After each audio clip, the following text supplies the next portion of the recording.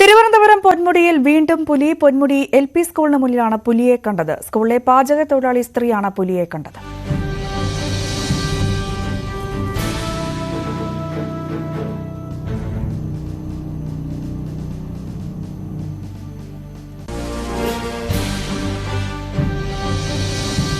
മണിയായപ്പോൾ സ്കൂളിൽ പാചകത്തിനായിട്ട് വന്നതാണ്, കാപ്പി ഉണ്ടാക്കാൻ. വന്ന സമയത്ത് അവിടെ ഞാൻ ചുമച്ചുകൊണ്ട് വന്നപ്പോൾ എൻ്റെ മുൻ വശത്തോട്ട് ഓടി അങ്ങ് പോയി.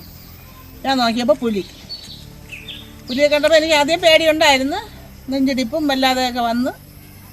ഞാൻ പിന്നെ അടുത്തുള്ള ഒരാളോടെ ചെന്ന് പറഞ്ഞ് അവരുമായിട്ട് ഇനി വന്ന് എവിടെയൊക്കെ നോക്കി. അത് കഴിഞ്ഞ് എല്ലാവരും വന്നു, പോലീസുകാരും ഫോറസ്റ്റുകാരും എല്ലാവരും വന്നു. അങ്ങനെ വേറെ എനിക്കൊരു നെഞ്ചിടിപ്പും വെപ്രാളമൊക്കെ ഉണ്ടായി.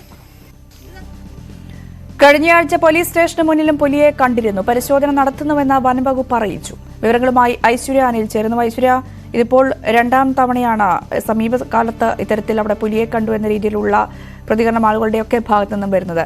വനംവകുപ്പിന്റെ നടപടികൾ എങ്ങനെയാണ്? മേഖലയിൽ കൂടുതൽ CCTV ക്യാമറകളൊക്കെ സ്ഥാപിച്ചിട്ടുണ്ടോ? എന്താണ് വനംവകുപ്പ് പറയുന്നത്?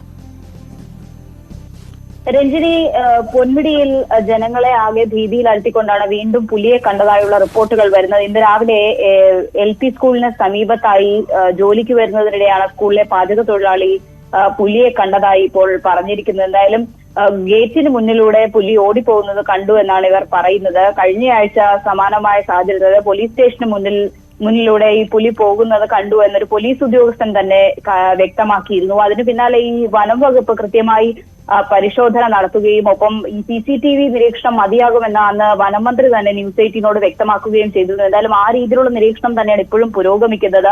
ഇപ്പോൾ ഇന്ന് വീണ്ടും പുലിയുടെ സാന്നിധ്യമുണ്ട്, അല്ലെങ്കിൽ അത്തരത്തിലുള്ള പരാതി കൂടി വന്നതോടുകൂടി വനം വകുപ്പും നിരീക്ഷണം ശക്തമാക്കിയിട്ടുണ്ട്. അതീവ ജാഗ്രതയിലാണ് വനം വകുപ്പ്.